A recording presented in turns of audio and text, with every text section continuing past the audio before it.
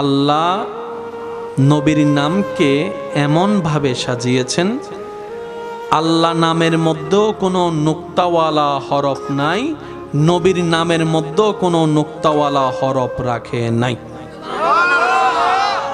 আর একটু জোরে,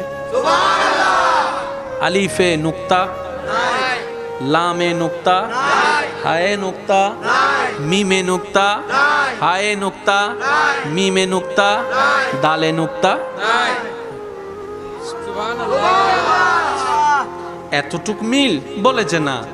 আল্লাহ নামের মধ্যে কোনো জেন নাই, নবীর নামের মধ্যেও কোনো জেন নাই। আল্লাহ নামের মধ্যে কোনো জের আল্লাহ রাখে, নবীর নামের মধ্যেও কোনো জের রাখে। আরো চমৎকার বিষয় দেখেন, আল্লাহর নামটার মধ্যে